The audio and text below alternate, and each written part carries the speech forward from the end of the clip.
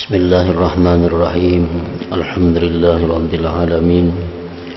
Wassalatu wassalamu ala asyrafil anbiya wal mursalin Sayyidina Muhammadin wa ala alihi wa sahbihi ajmain. Kemudian aku merenungkan apakah yang diberikan Allah kepada hamba yang taat, selalu melayaninya dan menempuh jalan yang telah kuterangkan di atas selama hidupnya. Akhirnya aku menemukan karamah dan karunia khusus yang banyak. Ada 40, yang 20 di dunia dan yang 20 lagi di akhirat. Anugerah-anugerah Allah yang diberikan kepada orang-orang yang selalu taat kepada Allah ada 20 di dalam dunia dan 20 lagi disimpan di akhirat yang dapat dinikmatinya sesudah dia wafat.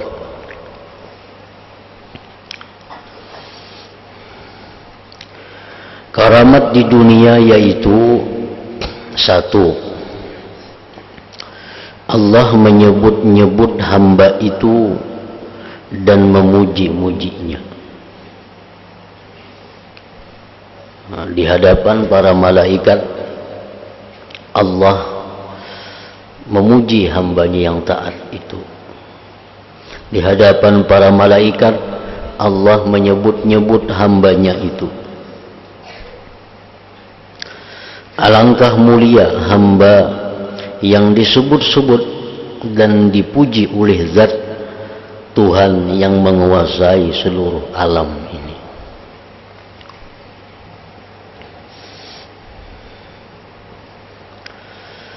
Nah, itu yang pertama yang dirasakan oleh orang yang selalu taat kepada Allah.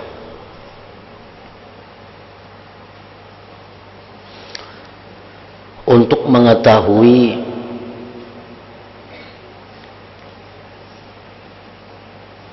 bagaimana Allah memuji seseorang hamba itu, untuk mengetahui bagaimana Allah Ta'ala menyebut-nyebut nama hamba yang taat itu. Nah, salah satu tandanya adalah dapat diketahui melalui lisanus sulaha, melalui lisannya orang-orang saleh. Dapat diketahui melalui lisannya orang-orang yang saleh. Apabila orang-orang yang saleh itu memuji-muji seorang hamba, apabila ada orang-orang yang saleh itu menyebut-nyebut nama seorang hamba, maka itu adalah isyarat, petunjuk bahwa Allah telah memuji kepada hamba itu. Apabila ada orang saleh mencintai seorang hamba, apabila ada orang yang saleh menyayangi seorang hamba, maka itu adalah isyarat bahwa Allah sayang kepada hamba itu. Karena orang saleh itu kada terlepas dari apa yang disukai Allah. Orang saleh tidak akan memuji orang yang dibenci Allah. Orang saleh tidak akan memuji orang yang dicela Allah. Orang saleh tidak akan menyayangi orang yang dimurka Allah. Setiap orang saleh itu sayang kepada seseorang, maka itu alamat Allah sayang kepada orang itu.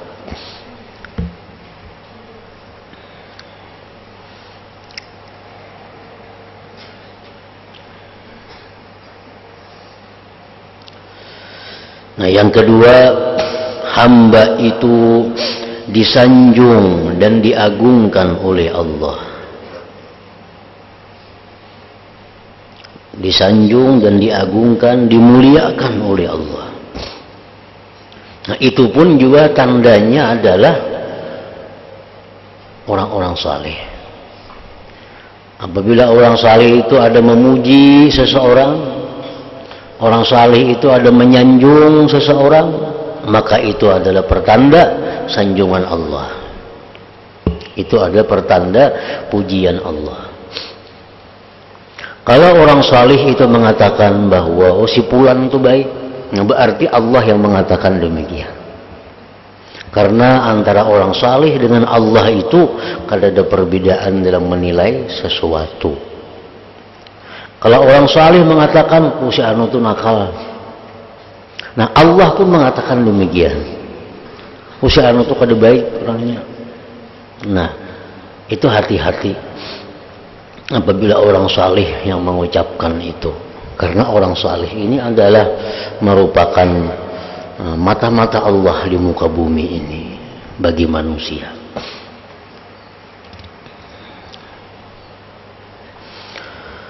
Orang yang selalu taat disanjung, diagungkan oleh Allah.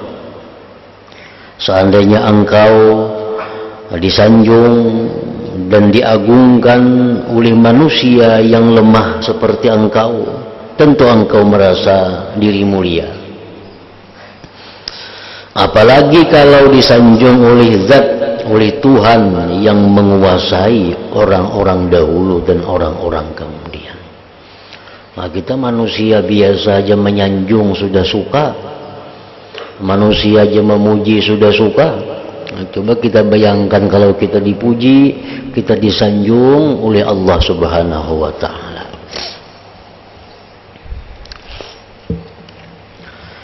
Yang ketiga, Allah mencintai hamba itu. Orang yang selalu taat, orang yang selalu bakti kepada Allah, Allah cinta kepadanya. Nah, ini pun diketahui dengan kecintaan orang-orang saleh. Kalau orang-orang saleh itu sayang lawan kita, itu pertanda Allah sayang kepada kita. Kalau orang-orang saleh itu kadang mau menghadap kita, orang saleh kadang mau membukai pintu lawan kita, itu pertanda bahwa Allah kadang suka dengan kita.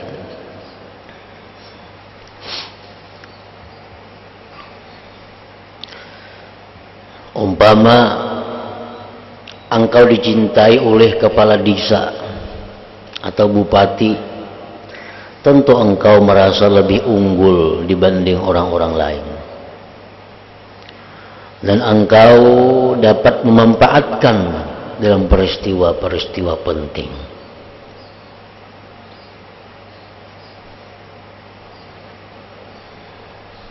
Lantas bagaimana kira-kira jika engkau dicintai oleh Allah yang menguasai seluruh alam ini?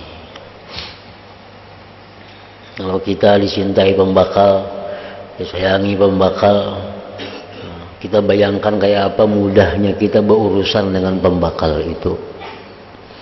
Kalau kita dicintai bupati, disayangi bupati, nah kita bisa bayangkan betapa mudahnya kita berhubungan, berurusan dengan bupati itu. Demikianlah Allah Subhanahu wa ta'ala. Kalau kita disayang Allah karena kita selalu taat, maka sangatlah mudah kalau kita minta sesuatu kepada Allah Subhanahu wa ta'ala. Yang keempat, Allah senantiasa memelihara dan mengatur persoalan hamba itu supaya baik. Allah mengatur, Allah yang memelihara supaya persoalan kita ini jadi baik. Karena kalau kita mengatur tentang diri kita sendiri, kita mengatur diri kita sendiri, tentu kita akan binasa. Karena kita kada tahu apa yang akan terjadi esok, apa yang akan terjadi besoknya. Karena akan tahu apa yang terjadi kena petang, Nah, Allah yang mengatur. Coba kita lihat contohnya Ashabul Kahfi yang 7 orang. Itu Allah yang mengatur mereka. Berapa ratus tahun mereka tidur di dalam gua. Ratusan tahun hanya guring di dalam gua. Ajak hanya berabah betilantang aja buruk belakang. Tapi Allah mengatur, manuqallibuhum zatal yamin wa zatal shimal. Kami bulak-balikkan dia ke kanan, kena bahiring. Kena ke kiri bahiring. Kena betilantang. Sehingga awaknya kadang mau rusak. Orang aja garing misalnya. Setahun kada kau berabah aja bakuring belakang ini sudah. Bakuring. Ditilam na berabah aja. Setahun aja kada singgarakan belakang ini bisa melatuk, bisa apa. Nah, Ashabul Kahfi itu 300 tahunan di dalam gua guring, tapi Allah mengatur. Ada binatang-binatang yang hendak mencelakakan, Allah tahan. Allah beri kekuatan, tubuhnya dibulak-balik oleh Allah sehingga kada membusuk. Nah, itulah orang-orang yang taat kepada Allah, kehidupannya itu diatur oleh Allah.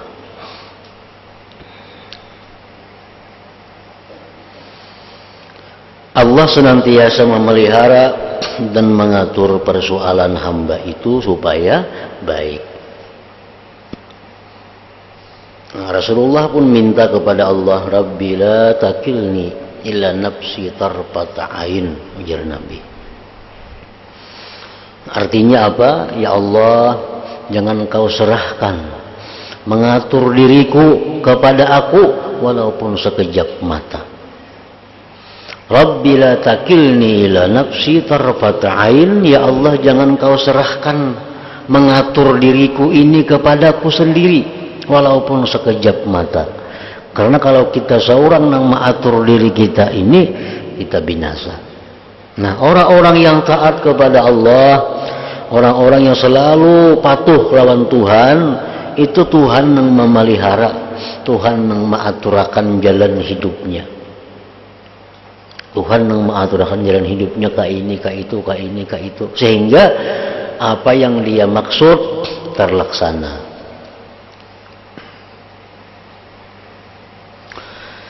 Yang kelima, Allah selalu menanggung rezeki hamba itu. Rezeki selalu digiring ke hadapannya tanpa kesulitan dan tanpa kerusakan.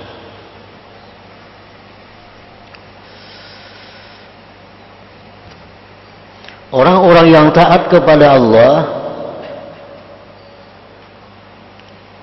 rezeki digiring Allah. Nah, rezeki digiring Allah.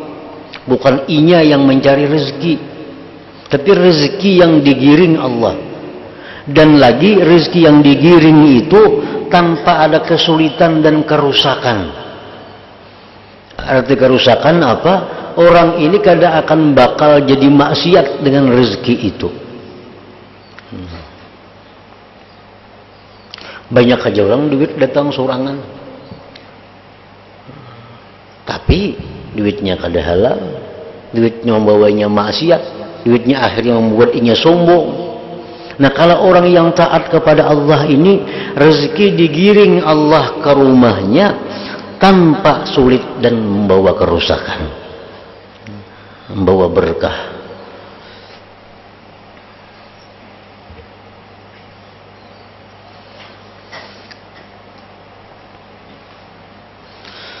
Yang keenam pulang, karamah yang diberikan Allah kepada orang yang taat khusus untuk di dunia.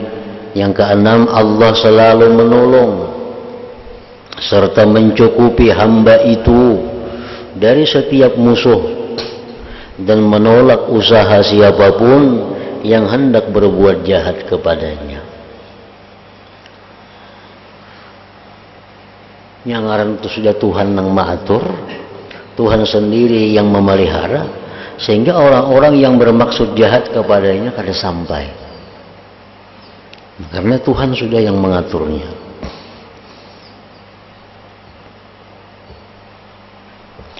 Yang ketujuh, Allah selalu menenteramkan hati hamba itu. Sama sekali ia tidak pernah mempunyai rasa takut dan mengeluh dalam perubahan dan pergantian dari Allah. Orang yang taat kepada Allah itu di dalam hatinya diberikan Allah tumakninah atau itminan, ketentraman. Orang yang taat kepada Allah itu diberikan Allah di dalam hatinya itu kebahagiaan yang kadang akan didapat oleh orang-orang yang lainnya. Sehingga dengan adanya itu dia kadang mempunyai takut menghadapi kehidupan dunia dan kadang mengeluh dalam perubahan-perubahan. Perubahan kadang-kadang sakit, kadang-kadang sihat, itu perubahan. Kadang mengeluh dalam hal itu. Karena apa? Karena hatinya sudah ditentramkan terlebih dahulu oleh Allah Subhanahu wa ta'ala. Yang kedelapan, rasa kemuliaan diri sebab Allah. Jadi orang-orang yang ahli taat ini tidak sampai hina melayani dunia dan ahli dunia. Nah, orang-orang yang taat kepada Allah ini dimuliakan Allah sehingga dia tidak akan sampai melayani dunia dan melayani penghuni dunia, ahli dunia. Bahkan merasa tidak senang jika dilayani oleh raja dunia dan pembesar-pembesarnya. Artinya orang yang sudah dimuliakan Allah ini dia kadang akan melayani siapapun dari ahli dunia karena dia sudah terfokus untuk melayani Allah. Sehingga orang-orang dunia baik itu yang kecil atau pembesar disuruh Allah untuk melayani orang-orang yang melayani Allah Ta'ala tadi.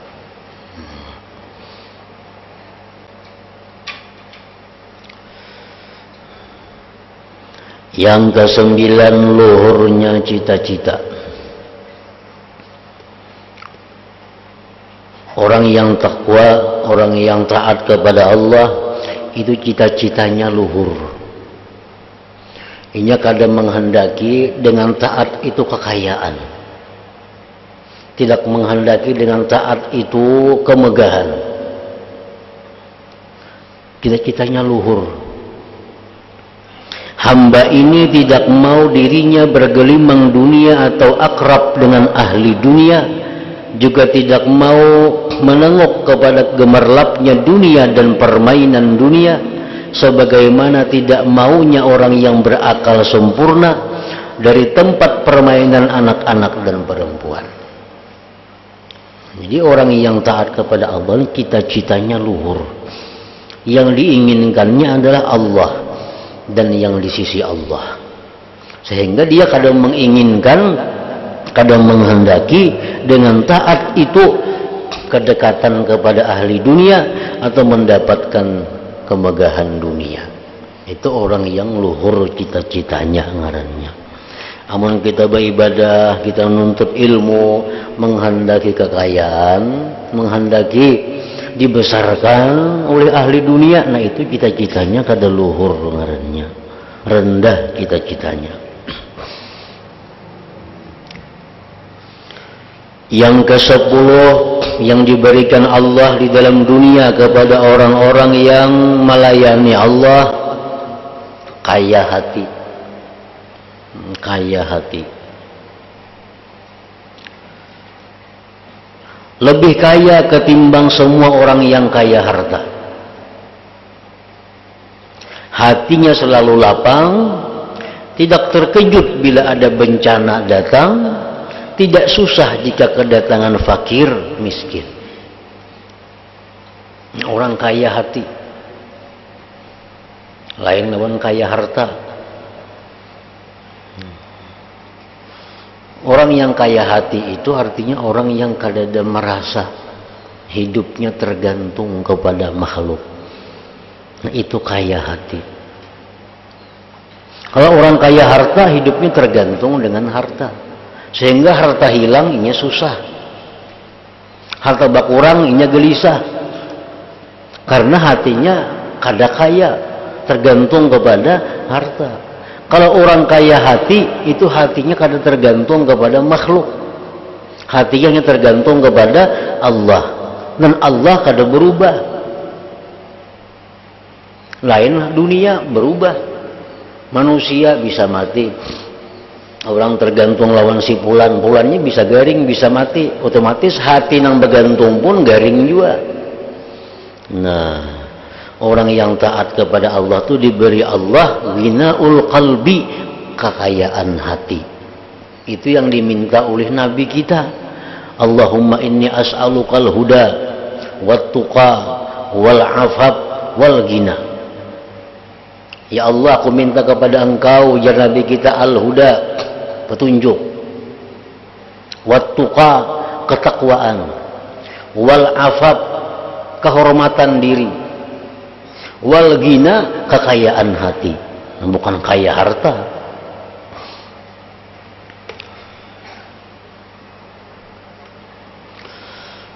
Nah, yang ke-11, terangnya nur dalam hati.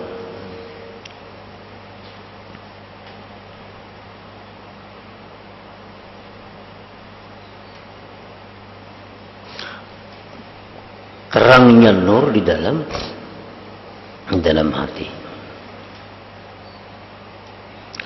Sebab nur ini ia dapat mengetahui ilmu-ilmu, rahasia-rahasia dan hikmah-hikmah Allah yang tidak bisa diketahui oleh orang lain. Kalau tidak dengan berpayah-payah sekali dan menghabiskan umur. Kalau orang lain payah, orang lain habis umur, kada taulihi ilmu itu, kada taulihi rahasia itu. Tapi orang-orang yang ahli taat kepada Allah ini, di dalam hatinya diberikan Allah cahaya yang menerangi hatinya.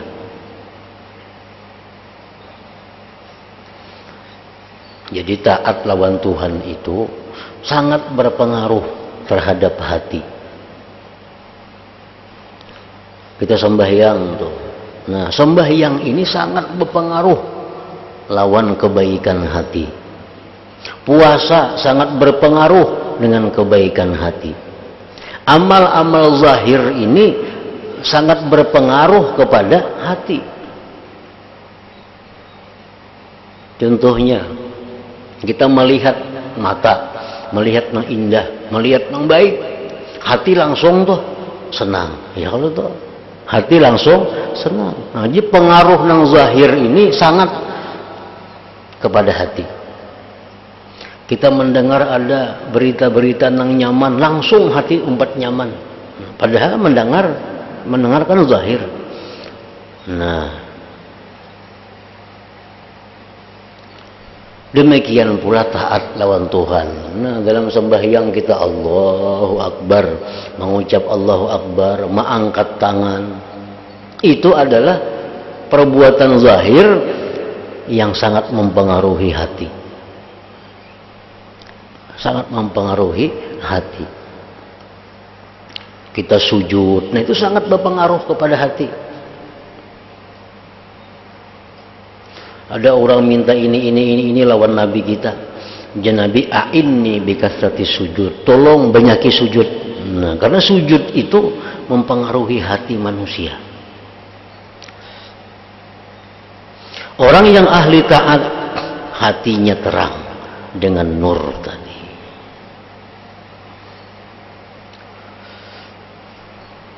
Yang ke-12, lapang dada, tidak sempit hati lantaran adanya bencana dunia dan diberati masyarakat serta penipuan mereka.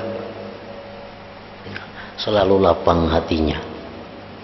Dibunguli orang, ditipu orang, dipitnah orang, disambati orang, kada ambil pusing.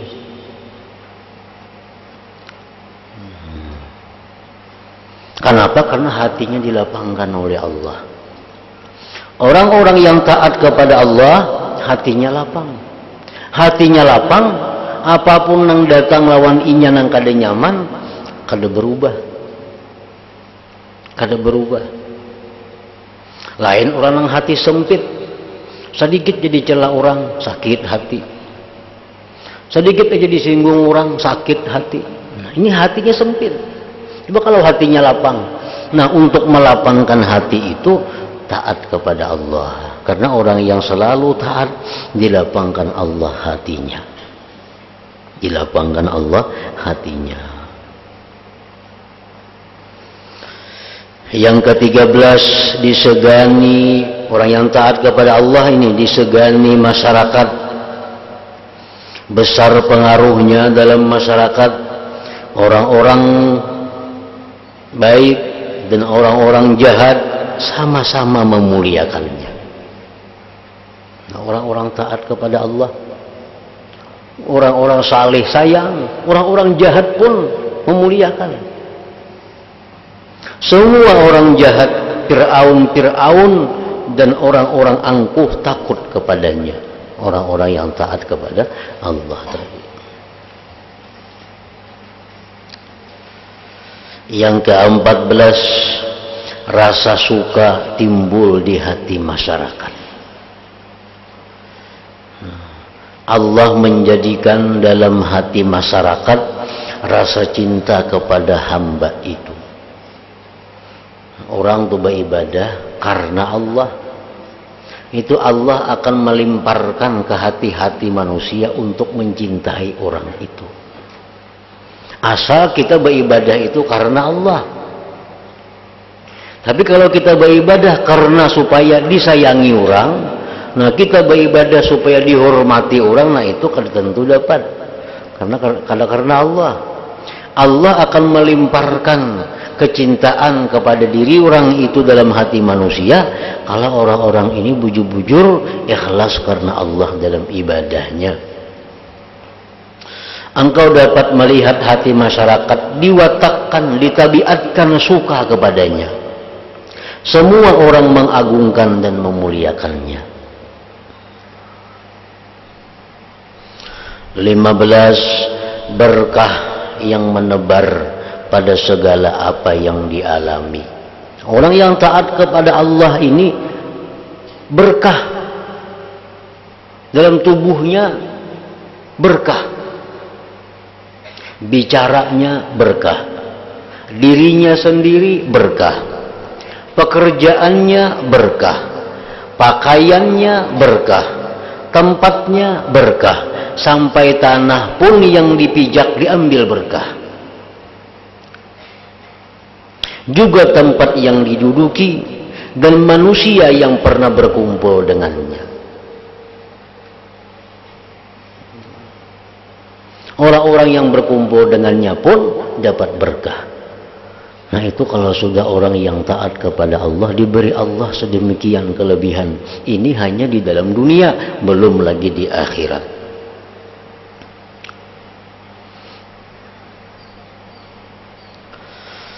Yang ke-16, bumi, daratan, dan lautan ditundukkan buat hamba itu.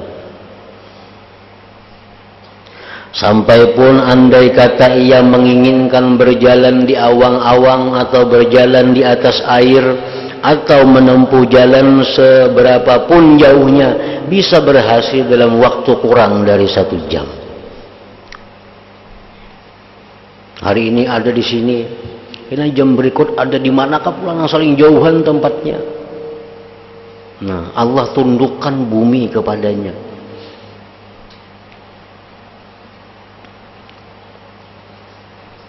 Yang ke-17, binatang buas dan binatang liar, binatang melata dan sebagainya ditundukkan untuk hamba itu. Semuanya senang dengannya. Yang ke-18, dapat menguasai kunci perbendaharaan harta bumi. Dimanapun ia memukulkan tangannya, maka ia bisa memperoleh gudang harta.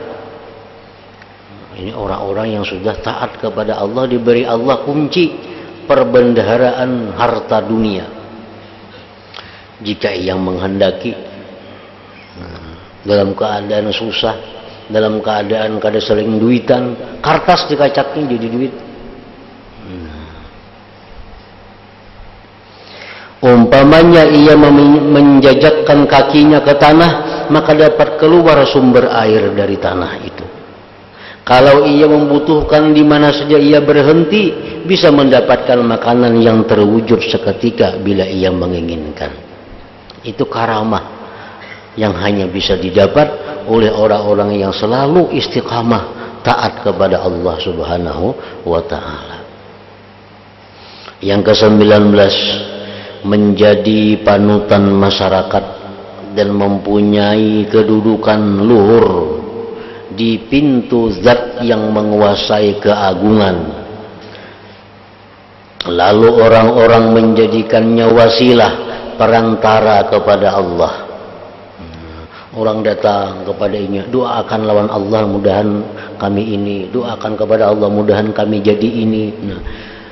Allah menanamkan, melimparkan dalam hati orang untuk datang kepadanya minta doakan kepada Allah.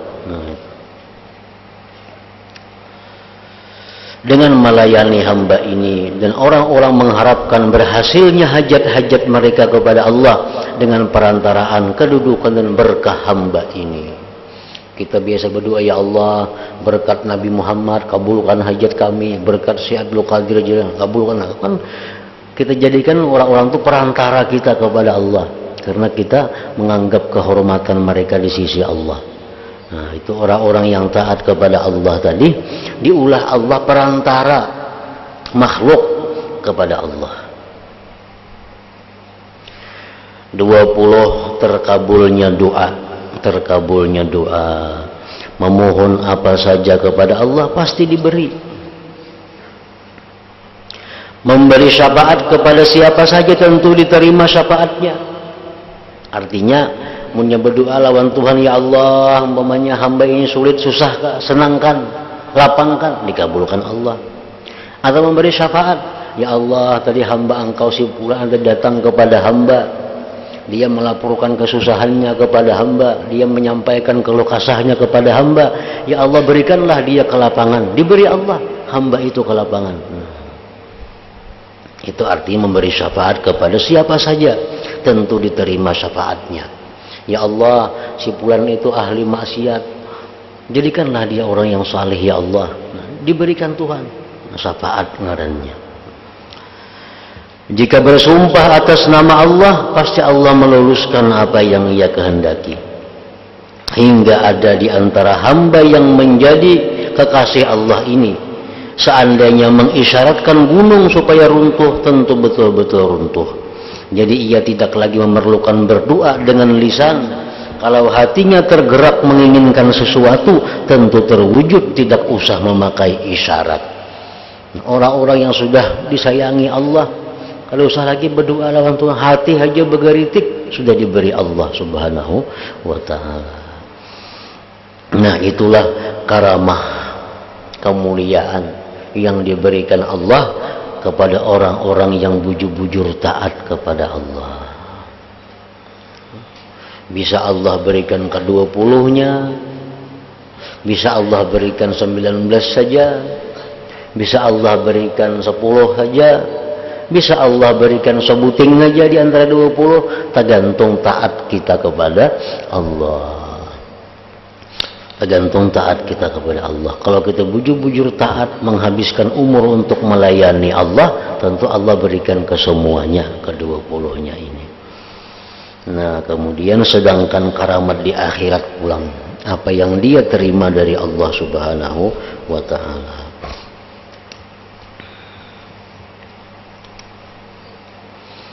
Ya hadratin Nabi sallallahu alaihi wasallam, al-Fatihah. Bismillahirrahmanirrahim. Bismillahirrahmanirrahim. Iyyaka na'budu wa iyyaka nasta'in. Ihdinas siratal mustaqim. Bismillahirrahmanirrahim. Alhamdulillah rabbil alamin. Shalli wa sallim ala sayyidina Muhammad wa alihi wa sahbihi ajma'in.